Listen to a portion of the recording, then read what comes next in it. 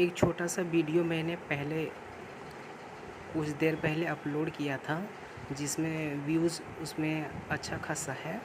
और मैं चाहता हूँ कि जो प्रस्तावना का टॉपिक है, जो सेमेस्टर 1 मेजर 1 इंडियन कॉन्स्टिट्यूशन, भारतीय संविधान का जो टॉपिक है, प्रस्तावना और भारतीय संविधान की प्रमुख विशेषता, जो हज़ारीबाग यूनिवर्सिटी, बिनावा भावे यूनिवर्सिटी हज़ारीबाग का है। जो सिलेबस में इसका मेंशन है, जो फर्स्ट टॉपिक है इसमें प्रस्तावना और भारतीय संविधान की प्रमुख विशेषता।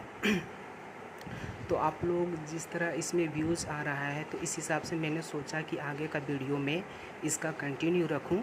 अगर आप लोग बिनावा भावे यूनिवर्सिटी का पॉलिटिकल साइंस हज़ारीबाग का स्टूडेंट हैं, तो प्लीज़ ये चैनल को सब्सक्राइब करें और लाइक करें और कमेंट करें कि आपको किस टॉपिक पर आगे और वीडियो चाहिए।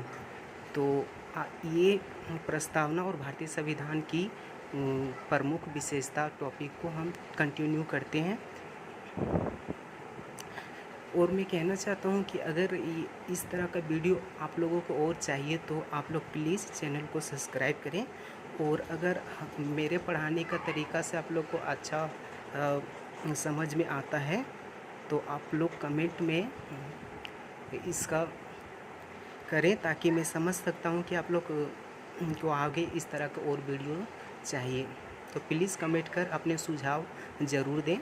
तो चलिए, पहला जो टॉपिक है प्रस्तावना और भारतीय संविधान की प्रमुख विशेषता। तो इसमें प्रस्तावना पहले हम देखना चाहते हैं, उसके बाद दूसरा जो इसका टॉपिक आएगा भारतीय संविधान की प्रमुख विशेषता। प्रस्तावना संविधान के परिचय अथवा भूमिका को कहते हैं। इसमें संविधान का सार होता है। देखिए, प्रस्तावना होता है कोई भी देश का, तो उसमें एक संविधान का जो एक छोटा सा संक्षेप में उसका वर्णन किया जाता है, उसे प्रस्तावना कहते हैं। और तो यही समझाने का प्रयास यहाँ पर है कि प्रस्तावना संविधान का परिचय है अथवा इसकी भूमिका को कहते हैं। क्योंकि जितना भी जो भारतीय संविधान में वर्णन है, उसका एक संक्षेप उल्लेख प्रस्तावना में होता है, ताकि उससे उस पर संविधान को समझ सके। प्रस्तावना या उद्देश्य का किसी भी संविधान के सार रूप में प्रस्तुत करती है, जिसमें संविधान के आदर्शों, उद्देश्यों, सरकार के स्वरूप तथा संविधान की तिथि, लागू होने आदि का संक्षेप में उल्लेख होता है। पर्याप्त न्यायविद व संविधान विशेषज्ञ, देखिए ये पर्याप्त न्यायविद व संविधान विशेषज्ञ है M.N. पालकीवाला ने प्रस्तावना को संविधान का परिचय पत्र कहा। ये ऑब्जेक्टिव टाइप क्वेश्चन भी बन सकता है कि M.N. पालकीवाला ने प्रस्तावना को संविधान का परिचय पत्र कहा है। सबसे पहले अमेरिका संविधान निर्माताओं ने अपने संविधान में प्रस्तावना को सम्मिलित किया था।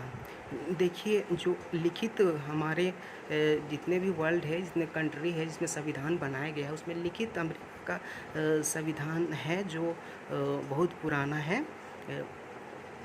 ऐसे भी देखा जाए तो ब्रिटेन का भी संविधान पुराना है, लेकिन वो लिखित रूप में नहीं है, अमेरिका का लिखित रूप में है। और उसमें प्रस्तावना का उल्लेख किया गया था सबसे पहले। और भारतीय संविधान की प्रस्तावना में संविधान सभा द्वारा 22 जनवरी 1947 को स्वीकार किया गया तथा पंडित जवाहरलाल नेहरू द्वारा बनाए तथा पेश किए गए उद्देश्यों प्रस्तावना पर आधारित है। देखिए, पंडित जवाहरलाल नेहरू थे, उन्होंने प्रस्तावना को पेश किया था, वो उसी के द्वारा बनाया गया था। उद्देश्यों प्रस्तावना पर आधारित, यही कारण है कि भारतीय संविधान की प्रस्तावना को उद्देश्य का भी कहा जाता है। भारतीय संविधान की प्रस्तावना अमेरिका संविधान से ली गई है। देखिए, जब भारतीय संविधान का निर्माण हो रहा था, तो बहुत ऐसे जितने भी संविधान हैं, उसमें कुछ न कुछ भाग जो भारतीय संविधान के लिए उसमें जोड़ा गया था। जैसे अमेरिका का प्रस्तावना लिया गया है, ब्रिटेन का लिया गया है, और भी बहुत सारे कंट्री है, उसका कुछ भाग भारतीय संविधान में मतलब कुछ भाग को लेकर ही बनाया गया है। संविधान के प्रस्तावना की विषय वस्तु। अब संविधान की प्रस्तावना की विषय वस्तु को समझने की कोशिश करते हैं। देखिए, वर्तमान स्वरूप में प्रस्तावना को इस प्रकार पढ़ा जाता है। हम भारत के लोग भारत को एक संपूर्ण प्रभुत्व संपन्न समाजवादी धर्मनिरपेक्ष लोकतांत्रिक गणराज्य बनाने के लिए और इनके समस्त नागरिकों को सामाजिक, आर्थिक और राजनीतिक न्याय, विचार, अभिव्यक्त, धर्म, विश्वास व उपासना की स्वतंत्रता, प्रतिष्ठा और अवसर की प्राप्त करने के लिए तथा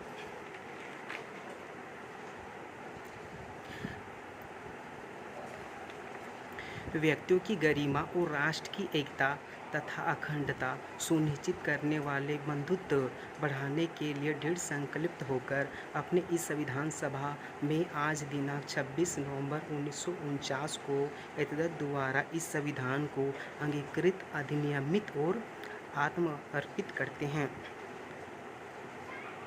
42वें संविधान संशोधन अधिनियम 1976 द्वारा संविधान संशोधित किया गया था। देखिए 42वें संविधान संशोधन अधिनियम 1976 द्वारा संशोधित किया गया था, जिसमें से इसमें समाजवादी, धर्मनिरपेक्ष और अखंडता सब सम्मिलित किया गया था। ये ऑब्जेक्टिव टाइप का क्वेश्चन बन सकता है। प्रस्तावना का दर्शन। संविधान घोषित करता है कि भारत के लोगों। अब प्रस्तावना का दर्शन समझने की कोशिश। देखिए, संविधान घोषित करता है कि भारत के लोग ने ही संविधान को अंगीकृत, अधिनियमित तथा आत्मस्थ किया है तथा इसे देश की संप्रभुता अंततः लोगों में ही स्थापित है। यह लोगों के आदर्शों व आकांक्षाओं जिन्हें प्राप्त करने की आवश्यकता है वो भी उद्घोषित करती है। आदर्श एवं आकांक्षा एक दूसरे से भिन्न है। जहाँ एक ओर संविधान द्वारा भारत को एक संपूर्ण प्रभुत्व संपन्न समाजवादी धर्मनिरपेक्ष लोकतांत्रिक गणराज्य के रूप में घोषित करने से आदर्शों को प्राप्त कर लिया गया है, परंतु आकांक्षाओं के अंतर्गत न्याय, स्वतंत्रता, समानता व बंधुता आते हैं, जिन्हें अभी भी प्राप्त किया जाना है। आदर्श आकांक्षाओं की प्राप्ति के साधन हैं। प्रस्तावना के दर्शन के रूप में इस आदर्शों का विश्लेषण किया जा सकता है। देखिए, प्रस्तावना में जितने भी शब्द हैं उसका कुछ जो भाग है वो सब समझाने की कोशिश किया गया है, जो हमें समझना भी है ताकि प्रस्तावना को हम अच्छी तरह से समझ सके। देखिए, पहला वर्ड आता है संप्रभुता। संप्रभुता शब्द का आशय है कि भारत ना तो किसी अन्य देश पर निर्भर है और न ही किसी अन्य देशों का डोमिनियन है। इसमें ऊपर और कोई शक्ति नहीं है और यह अपने मामलों, आंतरिक अथवा बाहरी का नियंत्रण करने के लिए स्वतंत्र है। अब समाजवादी, दूसरा शब्द समाजवादी है। ये प्रस्तावना में ही है जो शब्द है समाजवादी। समाजवाद शब्द संविधान के मूल ढांचे की प्रस्तावना में समाविष्ट नहीं था, बल्कि इसे 42वें संविधान संशोधन अधिनियम 1976 के द्वारा संविधान की उद्देशिका में अंतर्निहित किया गया है। समाजवादी शब्द का आशय है कि ऐसे संरचना जिसमें उत्पादन के मुख्य साधनों, पूंजी, जमीन, संपत्ति आदि पर सार्वजनिक नियंत्रण के साथ वितरण में समतुल्य सामंजस्य हो। इसका अर्थ यह नहीं है कि साथ वितरण में असंतुलित सामंजस्य अथवा इसका अर्थ यह नहीं है कि भारतीय संविधान निजी संपत्ति के पूर्ण अमूल्य उन्मूलन हेतु प्रतिबद्ध है। यह उस पर कुछ निर्बंध लगाता है जिसमें से उनका उपयोग राष्ट्रीय हित में किया जा सके और लोगों के बीच में असमानता में अत्यधिक वृद्धि ना हो सके। लोकतांत्रिक समाजवाद मिश्रित अर्थव्यवस्था से संबंधित रखता है, जहां सार्वजनिक व निजी क्षेत्र साथ साथ कार्य करते हैं। इस समाजवाद का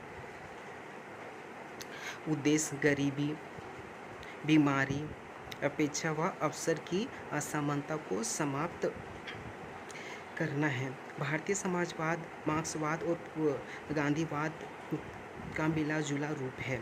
भारतीय समाजवाद गांधीवाद समाजवाद की ओर झुका है।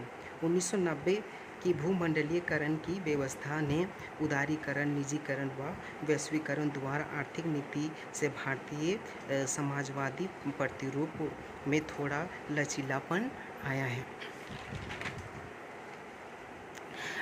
तीसरा, धर्मनिरपेक्षता। भारत में अनेक धार्मिक मतों एवं धर्मावलंबियों की विविधता को देखते हुए लोगों की एकता और उनमें बंधुत्व स्थापित करने के लिए संविधान में पंथ निरपेक्षता राज्य का आदर्श रखा है। भारतीय संविधान में पंथ निरपेक्षता का तात्पर्य है कि राज्य सभी मतों की समान रूप से रक्षा करेगा और स्वयं किसी भी मत को राज्य धर्म के रूप में संरक्षण नहीं देगा,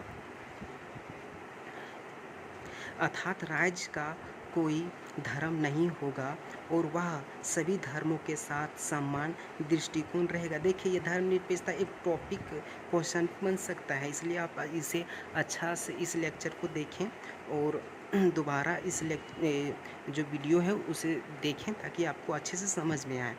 धर्मनिरपेक्षता शब्द को भी 42वें संविधान संशोधन अधिनियम 1976 द्वारा जोड़ा गया है। साथ ही अनुच्छेद 25 से 29 में धर्म की स्वतंत्रता को सभी नागरिकों के मूल अधिकारों के रूप में भी समाविष्ट करने की प्रक्रिया किया गया। देखिए, ये भारतीय संविधान जब अभी पढ़ेंगे उसकी विशेषता, तो आपको आर्टिकल पढ़ना पड़ेगा, अनुच्छेद पढ़ना पड़ेगा। तो इसमें जो धर्मनिरपेक्षता है उसमें से 25 से 39 में धर्म की स्वतंत्रता के सभी नागरिकों की इसमें एक टॉपिक के रूप में दिया हुआ है। और आपको आगे जो भारतीय संविधान की प्रमुख विशेषता है उसमें अनुच्छेद को बहुत अच्छे से पढ़ना पड़ेगा। उसमें ऑब्जेक्टिव और सब्जेक्टिव दोनों प्रकार के क्वेश्चन बन सकता है।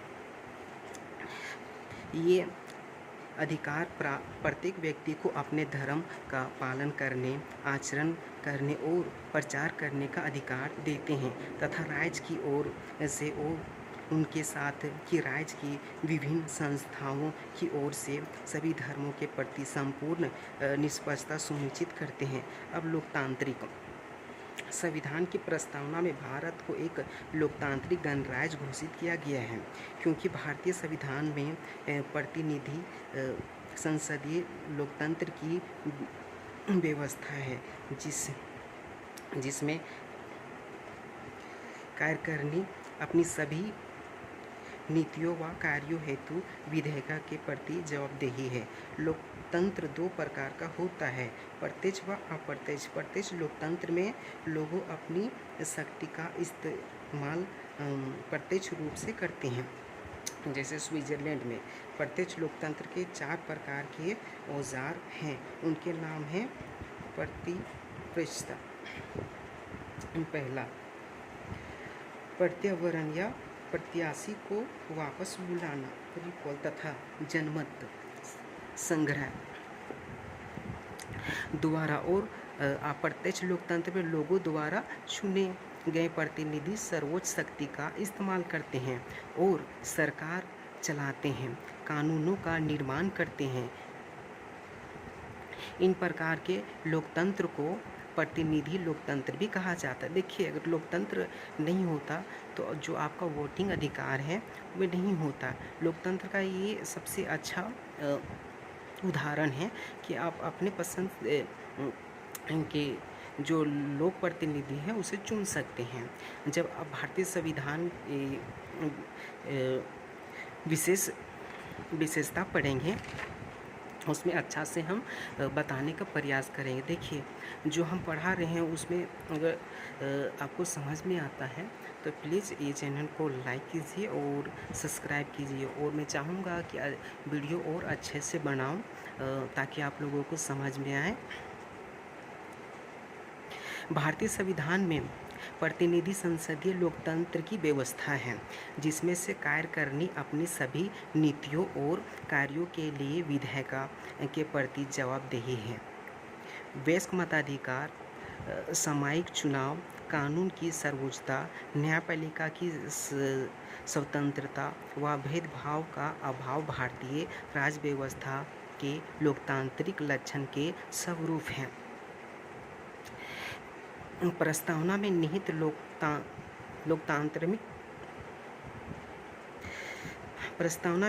लोकतांत्रिक गणराज्य का आदर्श। देखिए, वीडियो थोड़ा बनाने में डिस्टर्ब हो रहा है क्योंकि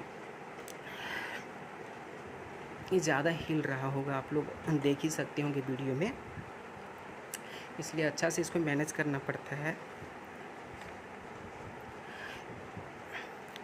प्रस्तावना में निहित लोकतांत्रिक गणराज्य व आदर्श लोकतंत्र राजनीतिक और सामाजिक दोनों ही दृष्टिकोण से हैं, अर्थात न केवल शासन में है लोकतंत्र होगा बल्कि समाज भी लोकतांत्रिक होगा, जिसमें न्याय, स्वतंत्रता, समता और बंधुता की भावना होगी। समाज शक्ति पर किसी एक वर्ग विशेष एकाधिकार नहीं होगा और शासन का संचालन बहुमत के सिद्धांत के आधार पर होगा। देखिए, जो हम वोट करते हैं उसमें बहुमत तो होगा, उसी को जो पार्टी होता है वही तो हमारे ऊपर शासन करता है।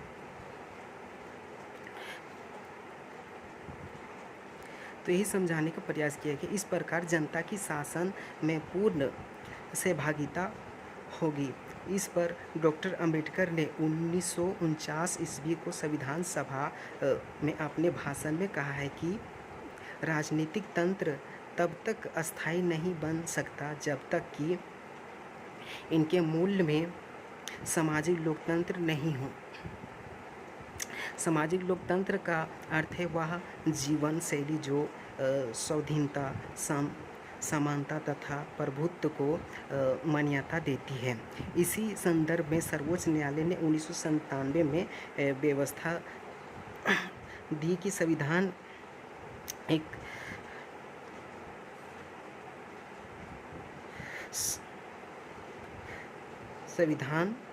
एक सामंतपूर्ण सामाजिक व्यवस्था की स्थापना का लक्ष्य रखता है, जिसमें कि प्रत्येक नागरिकों को भारत गणराज्य की सामाजिक सर्व आर्थिक लोकतंत्र में सामाजिक, आर्थिक और राजनीतिक न्याय प्रदान किया जा सके।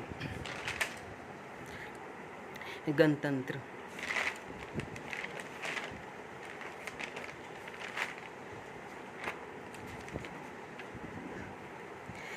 एक लोकतांत्रिक राज्य व्यवस्था को दो वर्गों में बांटा जा सकता है, राजशाही और राजतंत्र। राजशाही व्यवस्था में राज्य का प्रमुख आमतौर पर राजा या रानी का उत्तराधिकारी, यानी जो गणतंत्र में दो वर्गों में बांटा जा सकता है। एक पहले जो होता था राजा रानी, वे इनके मध्य में पद पर आसीन होता है। जैसे कि ब्रिटेन में वही राजतंत्र में राज्य प्रमुख हमेशा प्रत्यक्ष अथवा अप्रत्यक्ष रूप से एक निश्चित समय के लिए चुनकर आता है, जैसे अमेरिका में। इसलिए भारतीय की प्रस्तावना में गणतंत्र का अर्थ यह है कि भारत का प्रमुख अर्थात राष्ट्रपति चुनाव के जरिए सत्ता में आता है।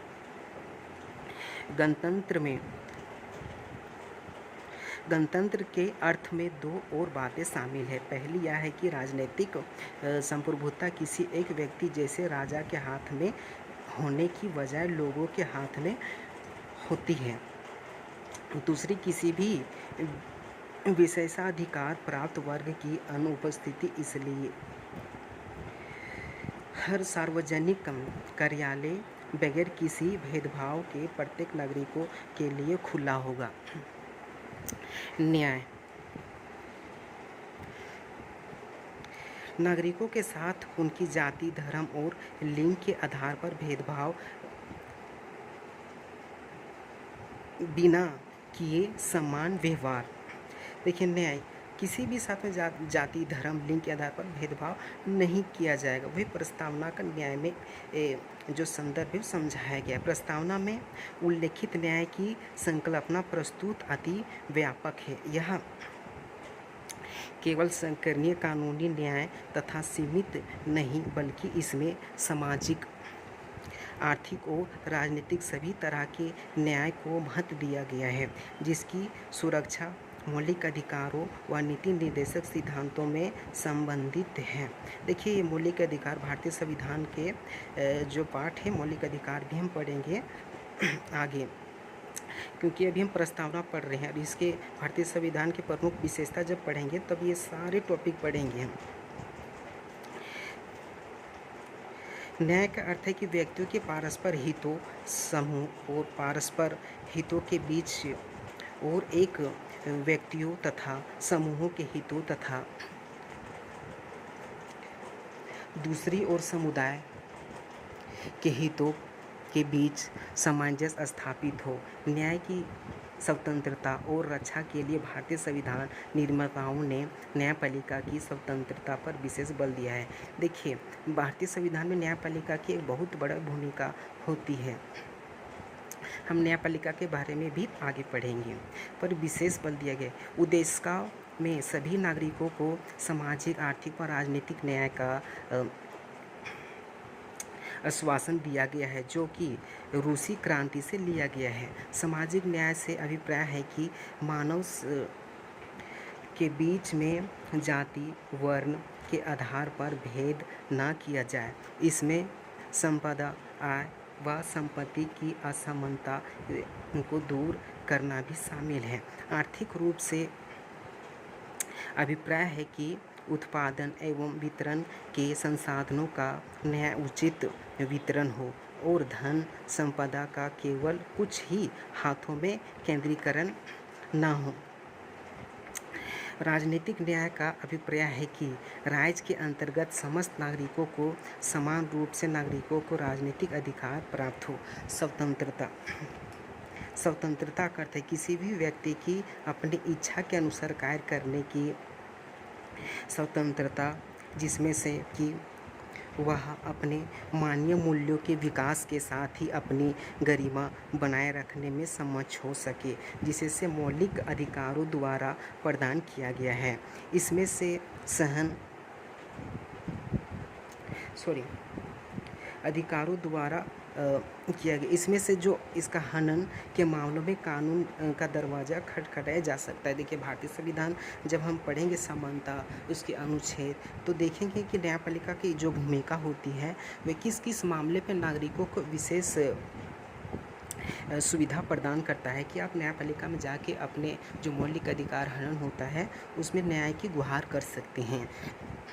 संविधान की उद्देशिका में स्वतंत्रता की एक सकारात्मक व्याख्या की गई है, जिसका तात्पर्य केवल नियंत्रण या आधिपत्य का संभावना ही नहीं है, अपितु इसमें से विचार, अभिव्यक्ति, विश्वास, धर्म और उपासना की स्वतंत्रता के अधिकार की सकारात्मक संकल्पना भी निहित है। हमारी प्रस्तावना में स्वतंत्रता, समानता और बंधुता के आदर्शों को फ्रांस की क्रांति 1799 ईस्वी से लिया गया है। समानता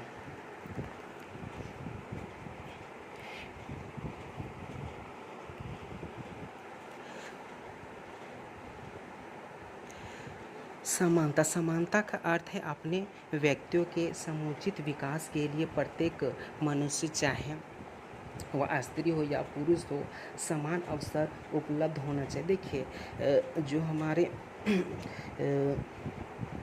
देश में समानता का जो प्रस्तावना में बताने का प्रयास किया गया है कि न पुरुष न महिला के रूप में किसी भी प्रकार का भेदभाव नहीं हो, उसे समान अवसर जो दिलाने का प्रयास किया गया है, जो इसमें वही समझाया गया है।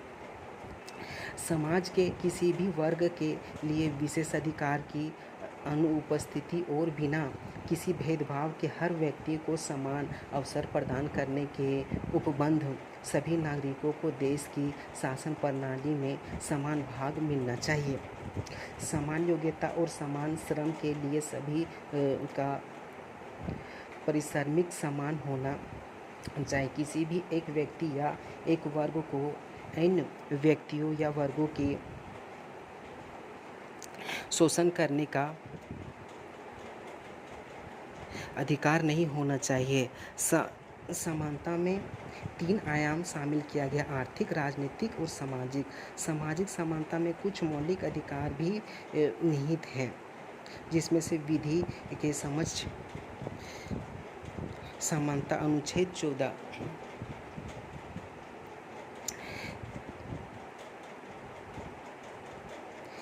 देखिए, अगर आप लोगों को ये वीडियो अच्छा लग रहा होगा, जो मेरे समझाने का तरीका है, अगर अच्छा लग रहा हो तो प्लीज़ चैनल को सब्सक्राइब और लाइक, और जो भी आप लोगों के विचार है कमेंट के माध्यम से बताने का प्रयास कीजिए, ताकि मैं समझ सकूं कि आपको इस तरह का वीडियो और चाहिए। देखिए, भारतीय संविधान की प्रमुख विशेषता आगे हम पढ़ेंगे, और आप लोगों के इसका PDF भी चाहिए तो हम PDF देने का भी काम करेंगे। तो प्लीज़ आप लोग चैनल को सब्सक्राइब कीजिए, और आप लोग का PDF कहाँ मिलेगा वो अगले वीडियो में आप लोगों को बता दिया जाएगा। देखिए, जो समानता है एक टॉपिक, इसमें क्वेश्चन भी बन सकता। समानता सब क्या समझते हैं, समानता का एक संक्षेप में वर्णन कीजिए या व्याख्या कीजिए, या इसको समझाने के लिए किसी भी तरह से क्वेश्चन बन सकता है एक टॉपिक में।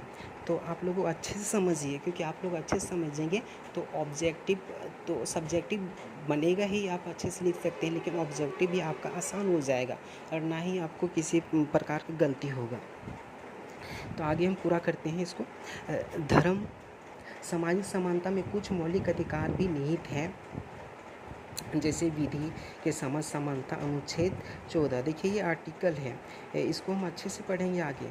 धर्म, जाति, लिंग या जन्म स्थान व मूल वंश के आधार पर निषेध अनुच्छेद 15 में है। लोक नियोजन के विषय में अवसर की समानता अनुच्छेद 16 में है। अस्पृश्यता का अंत अनुच्छेद 17 में है। उपाधियों का अंत अनुच्छेद 18 में है। इसे अच्छा से पढ़ेंगे, जो अनुच्छेद है, ये सब एक टॉपिक को अच्छा से आप लोगों को समझाने का प्रयास करेंगे अगले वीडियो में। भारतीय संविधान के अनुसार सभी नागरिकों को समान होंगे और उन्हें देश की विधियों का समान रूप से संरक्षण प्राप्त होगा। संविधान की प्रस्तावना में सभी नागरिकों को स्थान और अवसर की समानता प्रदान करने के साथ ही सार्वजनिक स्थानों में प्रवेश तथा लोक नियोजन के विषय में धर्म, मूल वंश, जाति, लिंग या जन्म के आधार पर किसी भी प्रकार के विभेद से सुरक्षा प्रदान की गई है, जिसमें से प्रत्येक नागरिकों को अपने व्यक्तित्व के विकास का समान अवसर प्राप्त होगा। देखिए, जब आप लोग आगे पढ़ेंगे तो हम आप लोगों को बताने का प्रयास करेंगे अनुच्छेद में कि आखिर ये अनुच्छेद बना ही क्यों है, और ये जितने भी आर्टिकल हैं, अनुच्छेद हैं, वो आखिर भारतीय संविधान में क्यों सम्मिलित किया गया। क्या ऐसी जो हमारे संविधान निर्माता थे उनके माइंडसेट में क्या चल रहा था, और उन्हें जो अनुच्छेद है वो क्यों लाया गया था, इसे भी समझाने की कोशिश करेंगे, और एक अनुच्छेद को समझाने की कोशिश करेंगे। राज्य के लिए पर्याप्त साधन और समान कार्य करने के लिए समान वेतन के अधिकार को सुनिश्चित करते हैं। बंधुत्व। अब ये देखिए, ये लास्ट टॉपिक है बंधुत्व प्रस्तावना का। हम सभी ऐसे आचरण करें जैसे कि हम एक परिवार के सदस्य हैं। कोई भी नागरिक किसी दूसरे नागरिकों को अपने से कम ना माने। भारतीय नागरिक का कर्तव्य होगा कि वह धार्मिक, भाषीय, क्षेत्रीय अथवा वर्ग विविधता से ऊपर उठ सौहार्द और आपसी भाईचारे की भावना को प्रोत्साहित करे। देखिए, हमारे जो देश है, भौगोलिक और सांस्कृतिक और भाषीय ये बहुत बड़ी विविधता है।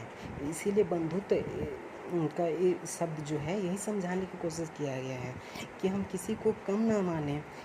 भारतीय नागरिकों के कर्तव्य होगा कि वे धार्मिक, भाषा, क्षेत्र अथवा वर्ग की विविधता के ऊपर उठकर सौहार्द और उनकी आपसी भाईचारे की भावना प्रोत्साहित करें, ना कि किसी की जो सांस्कृतिक है, भाषा है, उनके विरोध में या किसी भी प्रकार के। ऐसे हमारे भारतीय संविधान में ना तो कहीं जगह है और ना ही प्रस्तावना में इसे वर्णन किया गया। इसे बंधुत्व के माध्यम से समझाने का कोशिश किया गया है। प्रस्तावना में निहित भावों के माध्यम से सर्वसामान्य नागरिकता से संबंधित उपबंधों का उद्देश्य भारतीय बंधुत्व की भावना को मजबूत करना तथा एक सुदृढ़ लोकतंत्र का निर्माण करना है। बंधुत्व का एक अंतर्राष्ट्रीय पक्ष भी है, जो कि विश्व बंधुत्व की संकल्पना वसुधैव कुटुंब अर्थात संपूर्ण विश्व एक परिवार है के प्राचीन भारतीय दार्शनिक की ओर ले जाता है। देखिए, जो हमारे भारतीय प्राचीन दार्शनिक है उसमें भी हमें समझाया गया है कि विश्व में बंधुत्व की संकल्पना रखना चाहिए। इसलिए वसुधैव कुटुंब का एक नारा भी भारतीय द्वारा बहुत प्रचलित है। यही बंधुत्व के माध्यम से समझाने की कोशिश किया गया है, जिसे संविधान में उल्लेखित 91 यानी अनुच्छेद जो है 91 है, नीति निर्देश सिद्धांतों के अंतर्गत स्पष्ट किया गया है। बंधुत्व का उद्देश्य राष्ट्रीय अखंडता के लिए बाधक तत्व भी उड़तन सांप्रदायिकता, क्षेत्रवाद, जातिवाद, भाषावाद आदि बाधाओं से पार माना जाता है।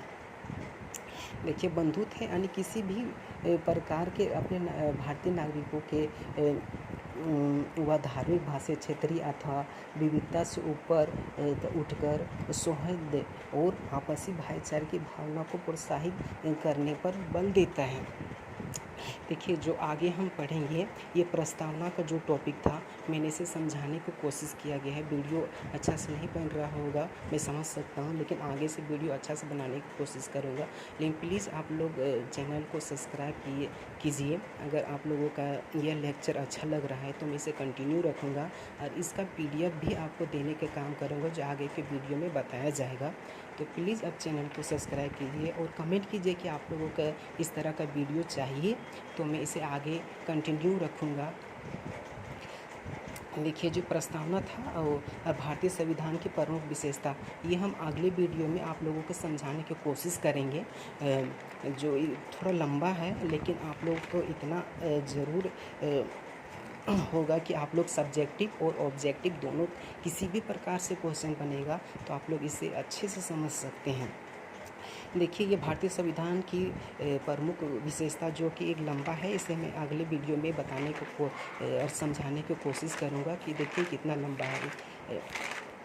जो बहुत प्रकार के इसमें समझाया गया कि किस संविधान किस भारतीय यानी कि किस जितने भी वर्ल्ड हैं उसमें से जो संविधान है उसे चुन कर भारतीय संविधान में बनाया गया, तब जाके भारतीय संविधान एक इतने खूबसूरत संविधान जो बना है हम लोग का। इसे समझने की कोशिश करेंगे अगले वीडियो भारतीय संविधान की प्रमुख विशेषता में, जो अगला टॉपिक होगा। ये सेमेस्टर 1 पॉलिटिकल साइंस ऑनर्स का जो मेजर 1 है।